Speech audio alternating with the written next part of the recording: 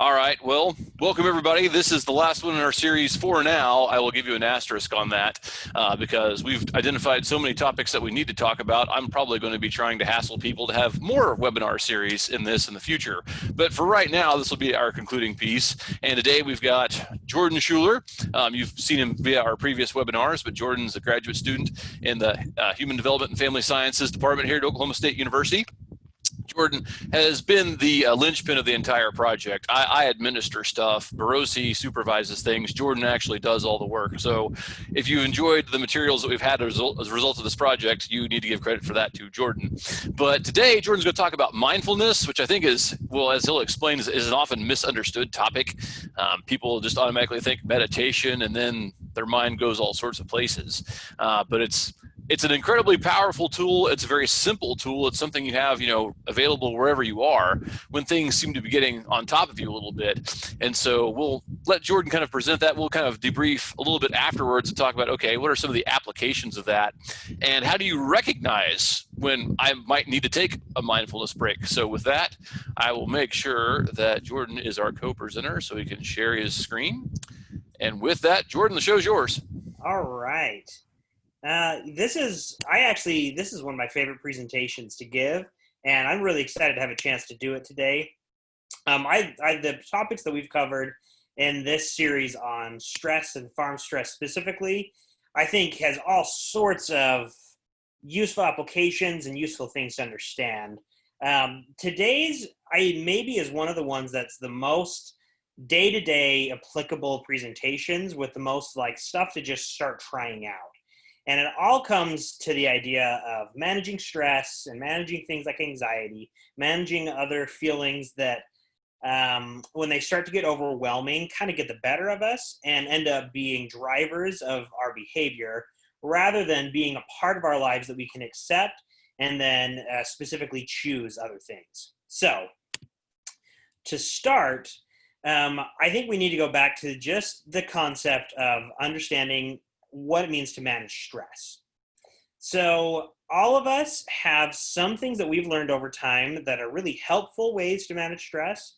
And a lot of us have ways that are less helpful to manage stress. Things that in the short term have a really good payoff in helping us kind of soothe emotions and to get to a place where we feel better temporarily, but which often leave us in the long term having some different kinds of struggles. I'm just going to briefly cover these. So some of the commonly used, but sometimes less helpful in the long run things we do to manage stress include using alcohol a little bit too much. It's a good example, just like a lot of these, in a short term, these can help kind of take the edge off some of your anxious or distressed or stressed feelings. But when used too much or over too long a period of time, they might end up actually contributing to a cycle of increasing stress rather than as a long-term effective management strategy. Some of the other ones include overeating or undereating even as ways to manage stress. You might find yourself getting too much sleep or not quite enough. And, I'm sorry, I've got my presentation is getting away from me. I'll get back to where I was. So I might also find yourself trying to ignore or avoid things that are causing you to be anxious or that you feel stress coming up with. And also you might find yourself, if you're really stressed in a conversation with somebody else, essentially kind of exploding onto somebody. As your emotions get really high, you might end up reacting and saying things that later on you regret. What I want to talk about today, more than these though, is that mindfulness and the strategies I'm going to talk about are much less about getting rid of stress and more about just handling it in a new way. And similarly, it's not about getting rid of emotions or even always changing the way we think about stuff as much as it is just approaching our thoughts and approaching our emotions in kind of a new way than a lot of us are used to. So really quickly, mindfulness has been described by a lot of different people in a lot of different ways. But if I was to boil it down, it would be the ability to be aware of your thoughts, your feelings, your beliefs, and so on without being overwhelmed or controlled by them. A lot of us find that when we have a spike of distressing emotions, they sort of overwhelm and almost end up being drivers of our behavior rather than just being a part of our experience that we choose what we're going to do with. And that's so common. We get overwhelmed by the emotions and we don't even think about it. We go from a spike of anger or a spike of fear or a spike of stress, and then we react to that spike because that's what's natural for us to do, and that's what we've done for a long time. And like I said a moment ago, this is less about feeling less sad or less angry or less anxious, and more about handling and understanding those emotions in a way that lets us intentionally choose what we're going to do without being overwhelmed and kind of driven by spikes of those emotions and thoughts. A lot of this is about being able to slow down and using the part of your mind that notices itself, which sounds like this kind of crazy Inception sort of thing. This is about noticing and thinking about your thoughts and thinking about your feelings and things like that, so that there's a pause in between what you're feeling and what you're thinking and what you do with those. Now, I think that mindfulness, so much of the conversation, to be able to be useful, you have to try it. Because I can talk all day about this concept of kind of pausing and becoming aware of your thoughts. But unless you try it out, it will remain just a concept of kind of like an academic concept rather than a functional and practical part of your everyday life. And so what I'm going to focus on today is a series of techniques that you can use to try out, see which ones work for you, which can help kind of calm the spikes of emotions and also learn to slow those down and intentionally choose other behaviors that might fit more with what your long-term goals are and with what your values are. I'm going to talk about meditation, which you got a sneak peek of a second ago. I'm going to talk about some breathing and muscle relaxation exercises to help with the physiological side effects of intense emotional experience. And then I'm going to talk just about some ways of understanding and identifying and learning to view our thoughts as less threatening. So I'll start with meditation. Remember, this is not the only mindfulness strategy. This isn't the end-all be-all of mindfulness. And this may or may not work for everybody in the same way. I would, if everybody who watched this today was to think of one or two that they wanted to try and then do those consistently, that would be, I think, the best takeaway from this presentation today. More than understanding each one that I'll talk about, giving them a try is when you'll start noticing the benefits of mindfulness. Now, a lot of people, when they think about meditation, they might have a picture like this in mind. This certainly is meditation and can be. Although we can't see what is going on in her mind right now, the kind of posture could totally work with meditation, but that does not have to be what meditation looks like. And a lot of people, I think, kind of get stuck on that idea when meditation could easily just look like this. Now, let me just talk through some of the basic pieces of meditation. To start, find a comfortable place to sit. This doesn't have to be any prescribed posture or any particular way to sit, but you want to find a place where you're not likely to fall asleep, where you can sit for a while and not be distracted by discomfort.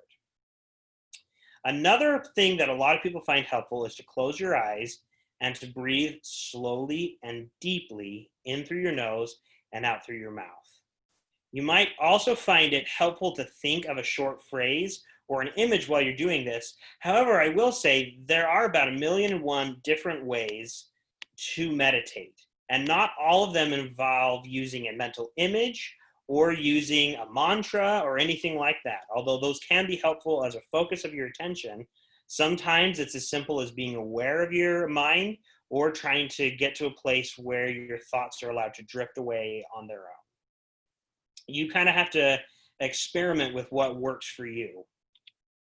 I think where people get a lot of hung up when they meditate, when they first start trying, is that they get frustrated when their attention starts going wild as they start this process of closing your eyes, sitting, breathing.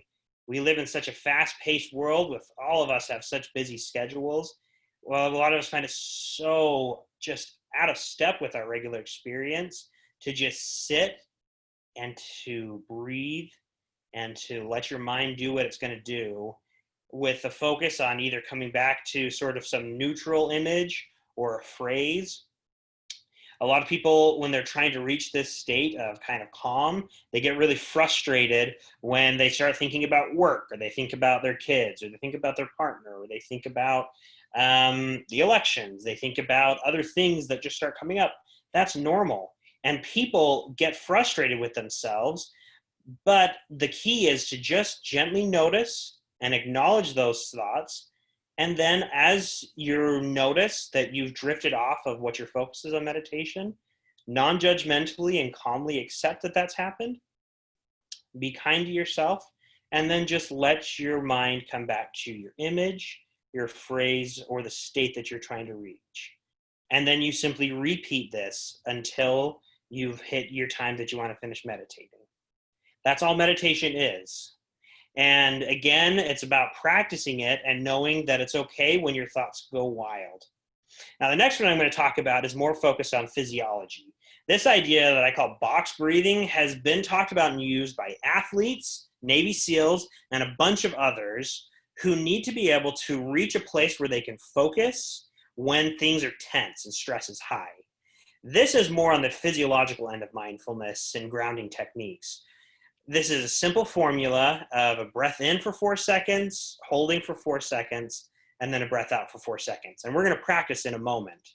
But the difference between this and some other techniques is we're going to actively focus on the physiological responses to stress, such as increased heart rate, a rapid increase in how quickly you breathe.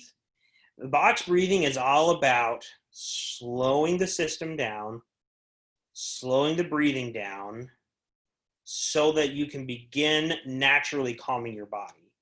Breath is one of the only things that we have control over that our body also does just naturally without us thinking. You don't go through the day thinking, breathe in, breathe out, breathe in, breathe out. But we can control our breathing, unlike things like our heart rate or other just internal processes that go in our body that happen without our awareness.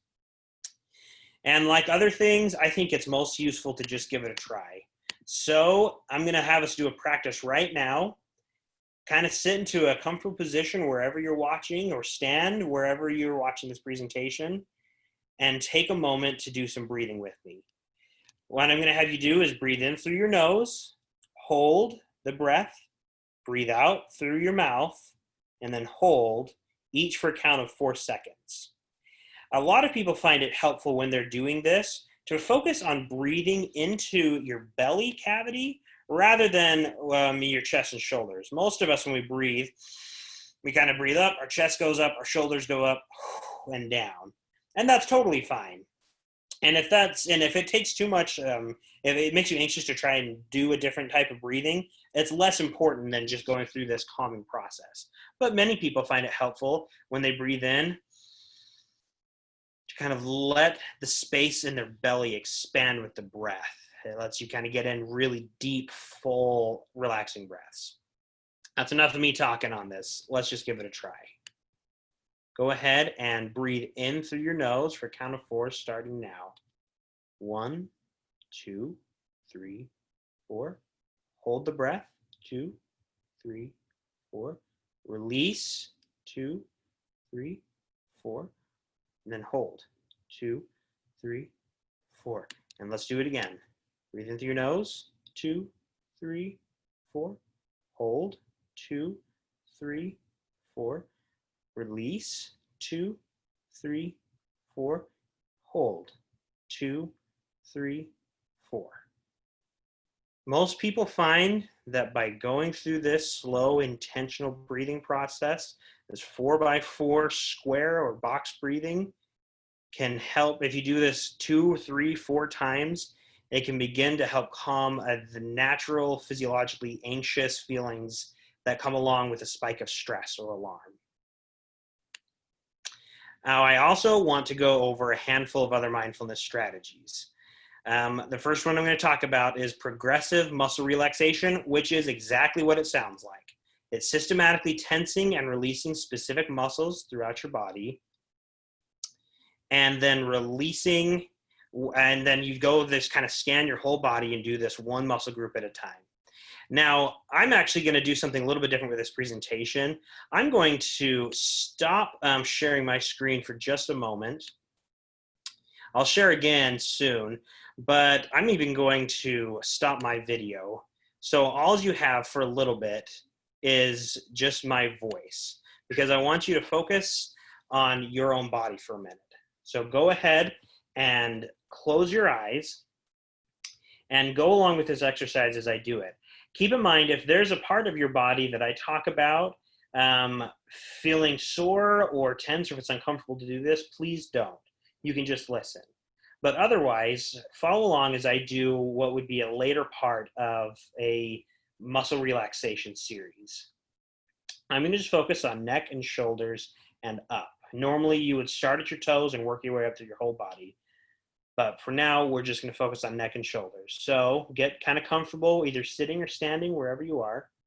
Focus on your neck and shoulders. Now tense the muscles in your neck and shoulders by moving your shoulders up to your ears. Keep the muscles tensed for about 5 seconds. Keep the tension. Take a deep breath in through your nose and out through your mouth. Now release the tension and allow your shoulders and your neck to fully and completely relax. Now move your attention to your mouth and tense the muscles in your jaw. Open your mouth wide enough to stretch the muscles in your jaw and hold there with that tension. Breathe in deeply through your nose and out through your mouth, keeping the tension for a moment. Now release the tension in your jaw and let the area around your mouth fully and completely relax. Now move your attention to your eyes, the area around your eyes, and tense the muscles there by closing your eyes tightly. Hold that tension for a moment. Breathe in deeply through your nose, pause, and out through your mouth. Now release the tension around your eyes and let the area fully and completely relax. Finally, move your attention to the muscles in your forehead. Raise your eyebrows as far as you can and hold the tension there for a moment. Breathe in deeply through your nose. Pause there. Hold the tension. Let the breath out through your mouth. And now release the tension in your forehead and let that area fully and completely relax. Now take another moment to notice how the muscles in your shoulders and your face feel.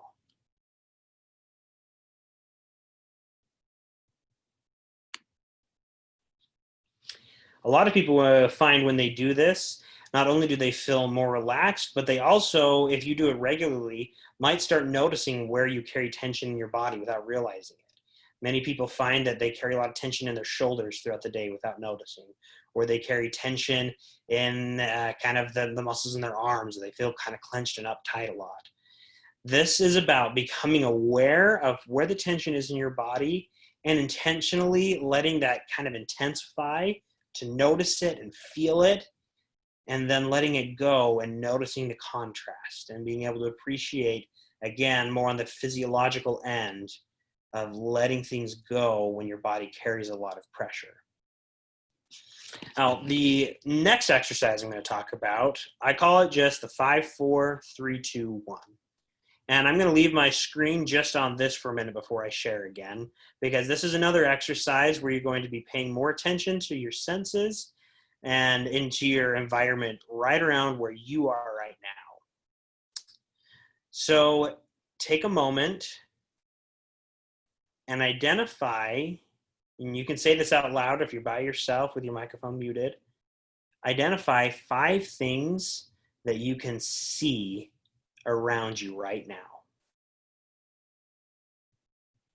For me, I see a green dot on my computer letting me know it's using the camera. I see names on my screen. I can see a dry erase marker out of the corner of my eye on my left. I can see a painting of a compass. And I see a telephone. Now pick one of those things that you see and really focus in on the details. Try and describe it. I'll focus on the telephone that I see. It's kind of a off-white tan color. It's got it's pretty ancient. It's got a cord attached to it, and one of the kind that lets you extend quite a ways holding it, but it hasn't been seen in any phone made recently. It's got a single button on the side, and it's got a white label on it above the button that you can write on, although the label is blank on this particular phone. And what can you see in your environment? You might try describing it out loud if, again, you're in a place where you can do so and your microphone is muted. Next, focus on 4 things that you can feel, as in with your skin, with your physical feeling sense. It might be the feeling of your socks on your feet. It could be the feeling of your shirt. It might be a feeling of muscle tense or being stretched. And it could be the feeling of, say, glasses on the bridge of your nose. Now pick one of those things you can feel and just to yourself try and describe its texture, its temperature, or its pressure. For example, as I'm sitting here, I feel my left elbow on the arm of this chair, and the chair, I would describe it as medium soft. It's not very plush, but it's much softer than, say, a kitchen chair with just wood, no cushioning. And it's got a smooth texture to it. Think about what you can feel. Focus on the senses of your body. Next, try and identify 3 different things that you can hear right now. Say them out loud if you're in a place where you can do so. For me, I can hear the sound of my voice. I can hear that faint, high-pitched, kind of whining noise that lights make sometimes. And I can hear just barely in the distance some sort of faint voices talking. Next, try and identify 2 different things that you can smell. Might be a leftover scent from something you've eaten. It might be the smell of your deodorant or perfume. It might be, if you wear a mask a lot, you might kind of have that lingering scent that sometimes comes, depending on the type of mask you use, from the fabric or whatever the lining is. Finally, focus on what you can taste right now. Kind of really become aware of whatever flavor that is that's still sitting on your tongue. If you've eaten recently, it might be a little bit of taste of whatever it was that you've most recently eaten. A lot of times it's simply the taste of your mouth.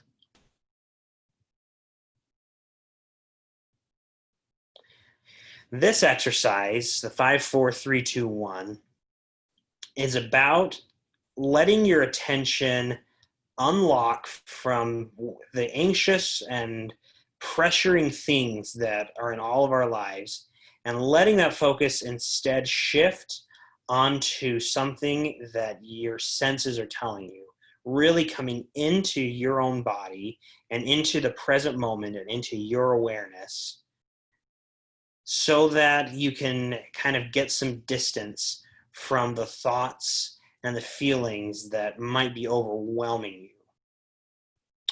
With a lot of these exercises, practicing them in situations when you don't feel as stressed or as anxious can be excellent practice, because oftentimes in the midst of anxious, provoking, or stressful situations, unless we've practiced these won't come to your forefront of your mind. Other techniques you've used in the past to handle anxiety or handle stress will come up more naturally for you. These are kind of unusual for us in our lives. All right, let me get back to where you can see my screen as I kind of go through just the last few points. A lot of what I've talked about today have been on, I'd say, the physiological end, especially progressive muscle relaxation, 5-4-3-2-1, and box breathing are all part of a process of coming into the present and being aware of your body, but also are about calming and soothing the sort of the body end of stress and anxiety. But mindfulness is more than just a way to calm and to relax. It's also about acceptance of what happens inside of your mind and kind of getting to where you can intentionally choose what you want to do. A lot of times when we have an anxious thought, or I should say a thought that we feel anxious about, or we have a thought about something that we feel stressed about, when that happens, especially if it's kind of intense or it's acute, we may have this really quick spike in our feelings of anxiety or stress, and almost immediately an action. If it's feelings of anger, if you're frustrated with your kids, that might come out immediately as a shout, or as go to your room, or go to timeout. Or if you're in a relationship with a romantic partner, it might come out as a criticism. Before you've even really had time to process much of what you want to say, your mind and your body are so overwhelmed by those feelings that you react to them. Mindfulness, in addition to finding a way to kind of become grounded and calm, is about finding a way to get some distance from those and be able to choose your behaviors. At the beginning, I talked about some less successful sometimes or less useful ways of managing stress, like drinking, overeating, oversleeping, avoiding things. Honestly, on some level, every once in a while, people find benefit in one or multiple of those. But when they become the only strategy you have to manage distressing feelings and thoughts, they can sometimes become less useful and even damaging. And so being able to find the place in yourself, the part of your mind that can notice what you're thinking and notice and identify and label what you're feeling, getting that kind of space helps the thoughts and the feelings seem less threatening. You realize that a thought is, at the end of the day, just a thought. And a feeling, while it's very important, is a feeling. And feelings come and they go. In the end, being able to do this, identify the thoughts and the feelings, being able to observe them from just a little bit of a way off and be able to say, I'm feeling really scared right now, or I'm feeling really anxious about this upcoming thing, or I'm having these recurring thoughts that are just racing through my mind about what are they going to say if I go to them, or what's my boss going to tell me about this report, or it can be so many things. Being able to get that just one space off distance and sort of see the thought and see the feeling. And then in your mind, maybe just observe it. What is that thought about? It's interesting I'm having that thought. That feeling is kind of intense for me right now. What is that? How can I identify that?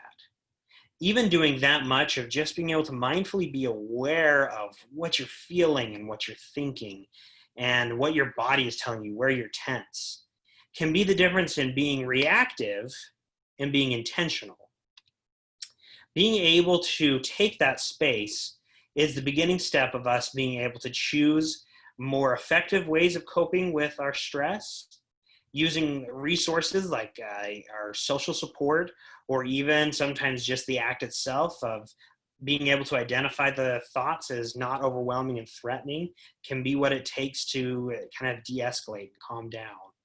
And it opens space for you to be able to choose to do things that fit more in line with what your values are and the things that you want to accomplish and the direction you want to take your relationships, professionally and personally. Really quickly, research has backed up mindfulness being effective in a lot of different ways. Increasing in mindfulness over time has been related to better moods overall and less stress, and increased control over behaviors and having kind of just a generally more positive emotional state.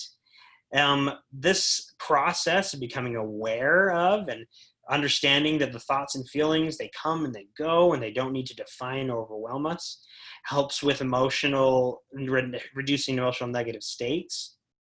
And as you kind of adopt this perspective of mindfulness, it can help you have a more satisfying and less threatening view of stress in your overall life.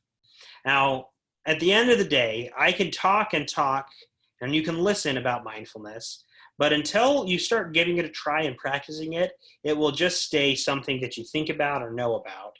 And it won't be something that can get inside of you and help you kind of feel and begin to approach stress and anxiety and all these things that are difficult in our hectic lives, and especially the lives of farmers who are often so overwhelmed by so much distress. It's all about getting practical and giving it a try.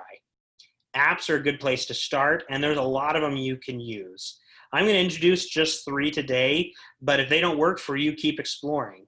The Mindfulness app, Headspace, and one called Insight Timer are all great apps that have functions such as built-in reminders to try doing a mindfulness activity.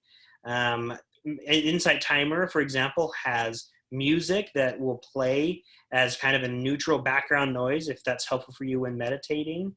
And they all have the feature of being able to, portions of them are free and give you opportunities to just try these different techniques out. And finding one that works for you is more important than being able to know all the different mindfulness techniques out there. I will say that most people that give these a try find incredible value in this process. I want to say thank you for giving me a chance to introduce this topic today, and it's been a pleasure being here with you. Jordan, thank you for that. And I wrote over in the chat as well, my struggle is always that my brain has a lot of output. It's not quality, but it's definitely quantity. Right. And while you were doing the 5, 4, 3, 2, 1 exercise, afterwards, as I looked back, I thought, I was only thinking about those sensory inputs and describing them and really focusing on them. And this kind of goes back to something we were talking about, and actually this topic links to all of the previous topics we've discussed.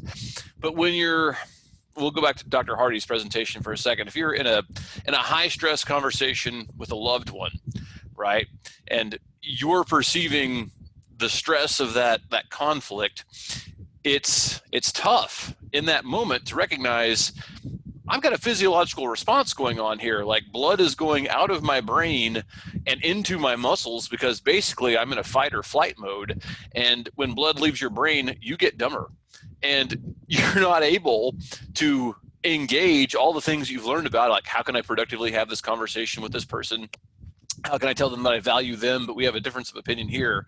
And to be able to say, you know what? I can feel myself getting tensed up. I can feel that my voice is raising.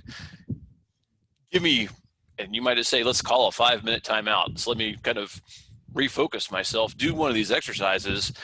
You come back to that discussion, physiologically ready for it, but also I think in a much better place mentally, like, okay, I can actually think like a grown-up here and we can have a meaningful discussion and not just be reacting. If you watched the presidential debate last night, you may have saw some of that, and maybe somebody should have been using some of those techniques there. But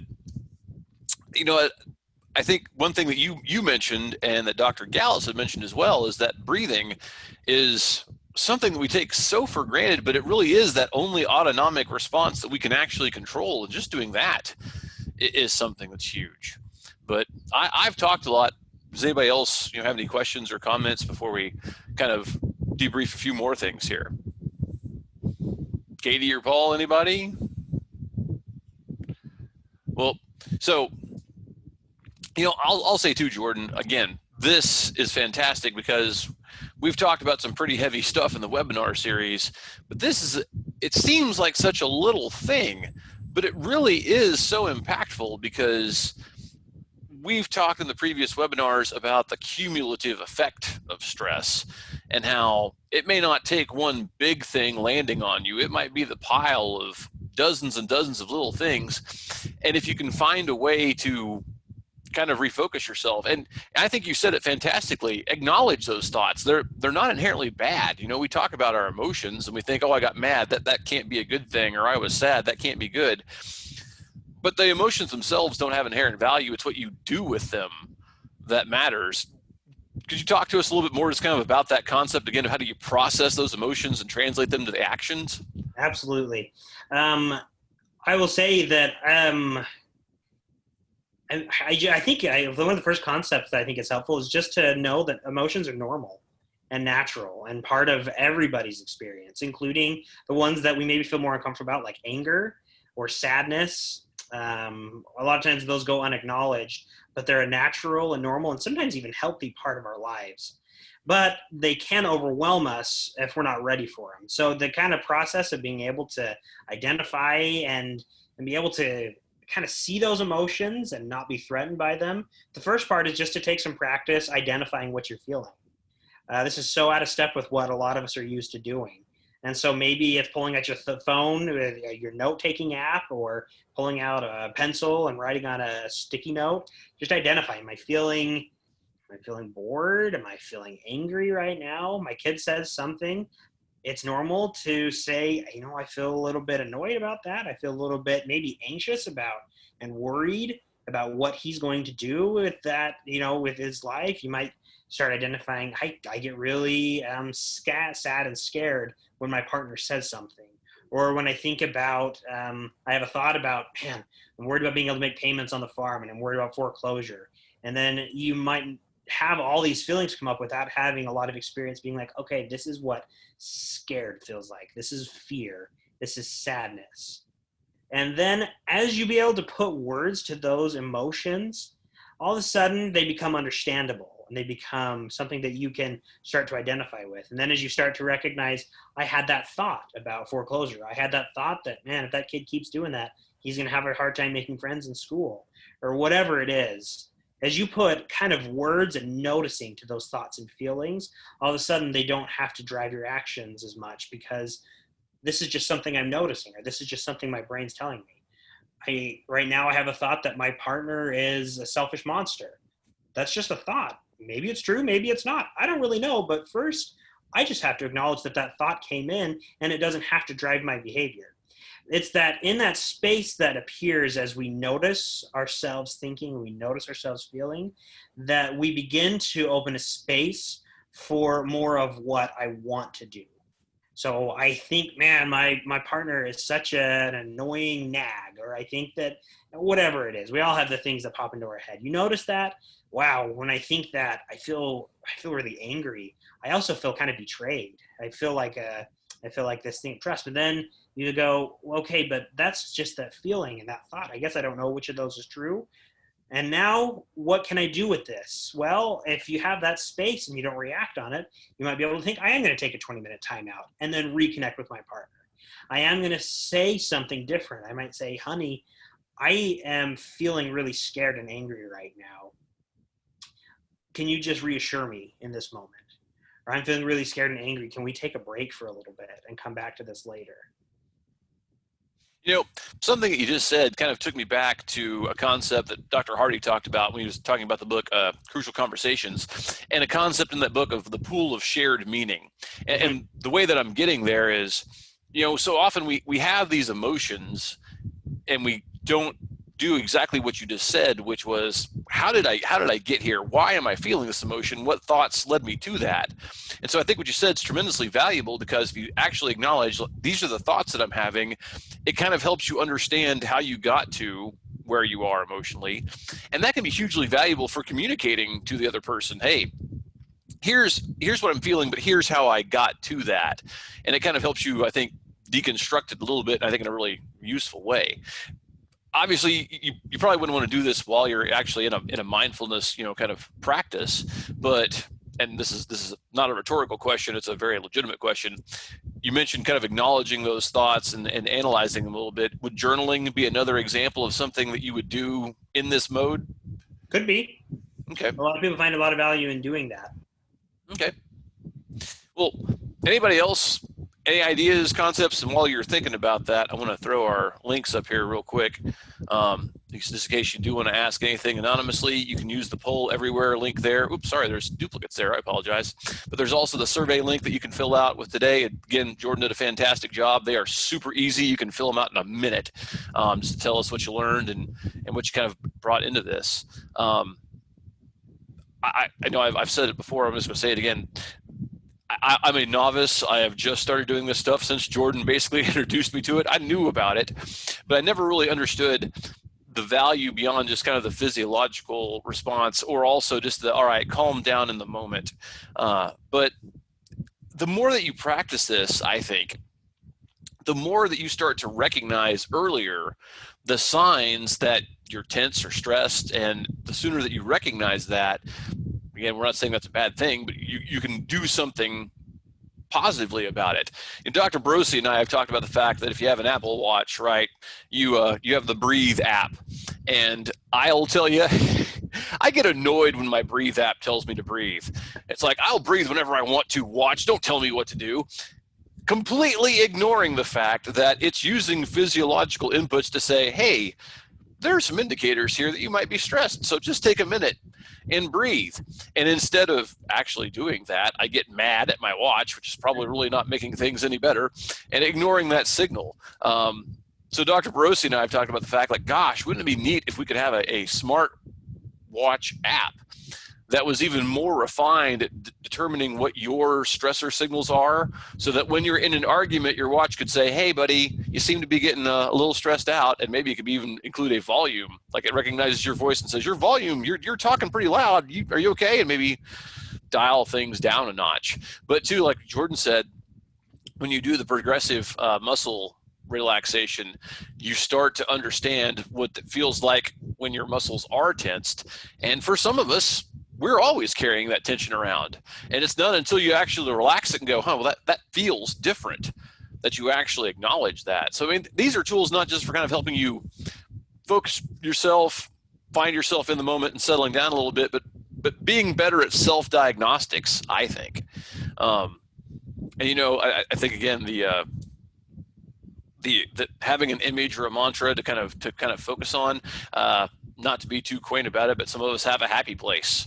I mean, literally, whenever I find myself getting super stressed, there is one song that I will listen to, and in my head, I focus on the fact that I am on the plain of 6 glaciers in Banff National Park, overlooking Lake Louise.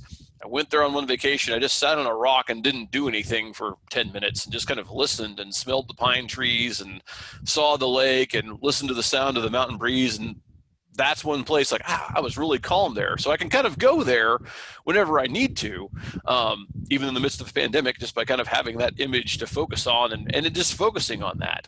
And Jordan, I think, again, pointed out another really fantastic thing that I wanted to emphasize again as well. I get frustrated at myself when I'm trying to meditate because I'm still thinking. And somebody once told me, and this was great advice for me, meditation is not thinking about nothing. It's just trying to think about one thing.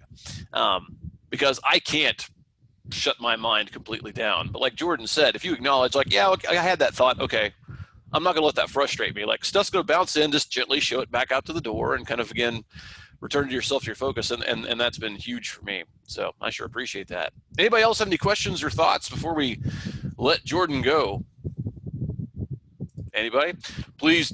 Oh, sorry. Go ahead. I was going to say, it's very good. Very helpful. I've enjoyed it. Yeah. Katie, anything from you? We're just going to call Katie out. Sorry. No, it was good. Well, wonderful. Well, again, if you guys don't mind, just click on the survey link. I'll leave it open here just a little bit. I won't close it out. Go ahead and grab that for you guys. If you guys have ideas of other webinars that we need to do, I've been jotting them down, and I'll be hassling other members of the HDFS faculty for those. But we've talked about stress in kids, not the stress that kids cause, but how does stress impact kids. I'm sure that we can now have a separate webinar about how kids create stress. We've talked about that, but we've had some ideas about maybe the stress of farm transitions, and how do you deal with a older farmer or rancher that's struggling with their new role as they kind of transition away from being the president to being the chairman of the board or something like that.